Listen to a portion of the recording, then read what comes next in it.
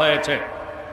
হযরত উলামায়ে কেরাম এই দায়িত্ব পালন করতে হলে একদিকে ইসলামের সঠিক শিক্ষা, ইসলামের সঠিক পরিচয়, ইসলামের পূর্ণাঙ্গ দাওয়াত আল্লাহর কোরআন রাসূলের সুন্নাহর ভিত্তিতে মানুষের কাছে উপস্থাপন করতে হবে।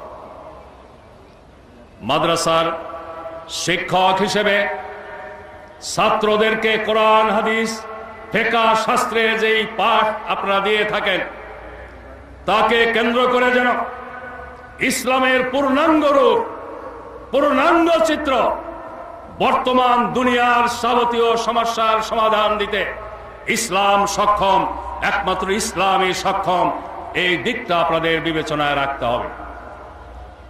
ওয়াজ নসিহতের মাধ্যমে দেশবাসীকে ইসলামের কথা শোনাবার সুযোগ আপনাদের আসে, সেখানেও খণ্ডিত ইসলাম নয়, ইসলামের পূর্ণাঙ্গ শিক্ষা, ইসলামের পূর্ণাঙ্গ চিত্র, বর্তমান সময়ে মানুষের মধ্যে যত সমস্যা বিরাজ করছে এই সমস্যার সমাধান ইসলাম কিভাবে দিতে পারে আপনাদের তুলে ধরতে হবে। মসজিদের ইমাম খতিব হিসেবে খুতবা দিতে গিয়ে ইসলামের বাস্তব চিত্র, বাস্তব শিক্ষা, ব্যবহারিক জীবন ইসলাম কি দিতে পারে এর পূর্ণাঙ্গ রূপ আপনাদেরকে আমাদেরকে তুলে ধরার চেষ্টা করতে হবে। হযরত উলামায়ে কেরাম সেই সাথে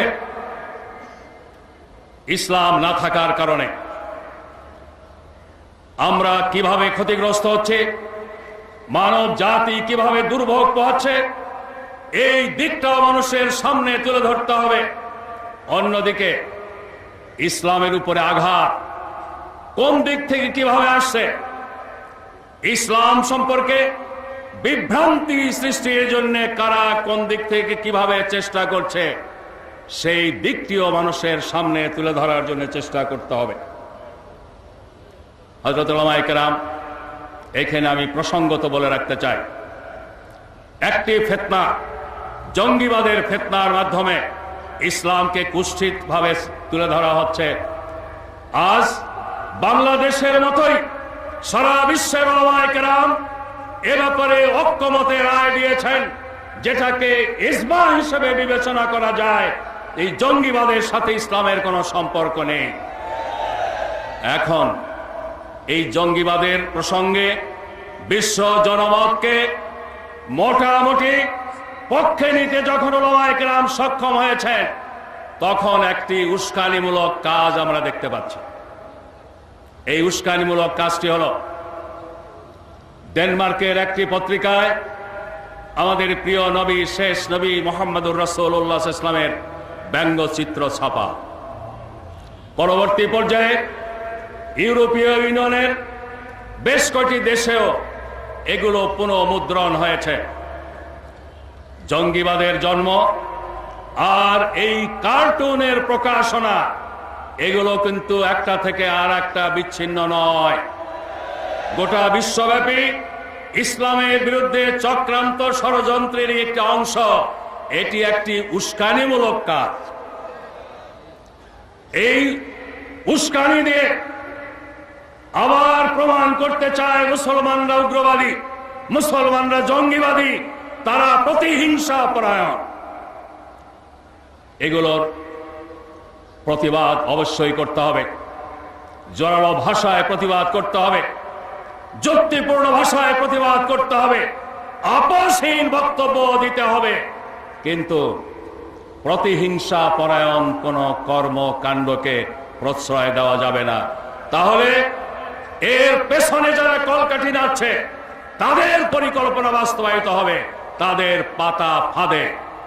বিশ্বের কোথাও যেন মুসলিম উম্মাহ পা না দেয়, বাংলাদেশে যেন এদেশের তাওহীদি জনতা পা না দেয়, এ ব্যাপারে উম্মতের গার্জিয়ান হিসেবে হযরতে উলামায়ে কেরামকে অতন্ত্র প্রহরীর ভূমিকা পালন করতে হবে। হযরত উলামায়ে কেরাম ইসলামের দাওয়াত উপস্থাপনের ক্ষেত্রে আল্লাহ সুবহানাহু ওয়া তাআলা পক্ষ থেকে 3টি নির্দেশনা আছে, আপনারা জানেন। আমি এখানে ব্যাখ্যা দিতে যাব না। আমি আমাকে সহ এই আল্লাহর নির্দেশনাকে স্মরণ করে সবসময় সামনে রাখতে চায়। আল্লাহ সুবহানাহু ওয়া তাআলা বলছেন, ফাউযু বিল্লাহি মিনাশ শাইতানির রাজীম, উদউ ইলা সাবিলি রাব্বিকা বিল হিকমাতি ওয়াল মাউইজাতিল হাসানা ওয়াজাদিলহুম বিল্লাতী হিয়া আহসান।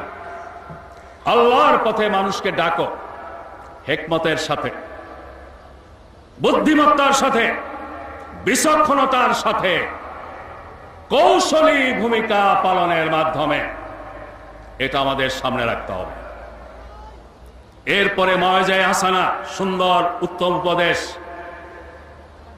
ওয়াজাদিলহুম বিল্লাতী হিয়া আহসানের মধ্যে যে নির্দেশনা রয়েছে তা হলো বিতর্কে যাওয়া যাবে না, কুটতর্ক এড়িয়ে চলতে হবে। এরপরও যদি বিতর্ক আসে তাহলে উত্তম উপায়ে করতে হবে। দায়ীর প্রতি নির্দেশ, লা তাস্তাবিল হাসানাতু ওয়ালা সাইয়্যা ইদফা বিল্লাতী হিয়া আহসান।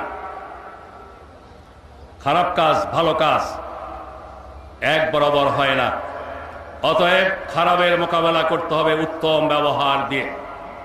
হযরত উলামায়ে কেরামের মাধ্যমে এদেশের ইসলামী জনতা যাতে এই তিনটি নির্দেশনার ভিত্তিতে ইসলামের দাওয়াত মানুষের কাছে পৌঁছাতে পারে, সে ব্যাপারেও আপনাদেরকে দিকপাল অভিভাবকের ভূমিকা পালন করতে হবে। মনে রাখতে হবে, ইসলাম অন্ধ আবেগ সর্বস্ব আদর্শ নয়। ইসলাম যুক্তিপূর্ণ, বিজ্ঞানসম্মত, বুদ্ধিবৃত্তিক আদর্শের নাম। শেষ নবী মুহাম্মদুর রাসূলুল্লাহ সাল্লাল্লাহু আলাইহি ওয়াসাল্লামের প্রতি দাওয়াত পেশ করার ক্ষেত্রে আল্লাহ সুবহানাহু ওয়া তাআলার নির্দেশ, কুল হাযিহি সাবিলি আদউ ইলাল্লাহ আলা বাসীরাতিন আনা ওয়া মান ইত্তাবা'আনি। বলে দাও হে মুহাম্মদ, এটাই আমার পথ, আমি মানব জাতিকে আল্লাহর দিকে ডাকি। আর সেই সাথে এটাও বলতে বলা হয়েছে, আমি এবং আমার সাথী সঙ্গীরাই যুক্তি প্রমাণের উপরে প্রতিষ্ঠিত। এই নির্দেশকে সামনে রেখে, ইসলামের দাওয়াত বর্তমান প্রেক্ষাপটকে সামনে রেখে, আধুনিক বিশ্ব পরিস্থিতিকে সামনে রেখে, আধুনিক যুগে আধুনিক শিক্ষিত ব্যক্তিদের মানুষের মন মানসিকতাকে সামনে রেখে, মনস্তত্ত্বকে সামনে রেখে যুক্তিপূর্ণ উপায়ে, বুদ্ধিবৃত্তিক উপায়ে ইসলাম পেশ করার উপরে গুরুত্ব দিতে হবে।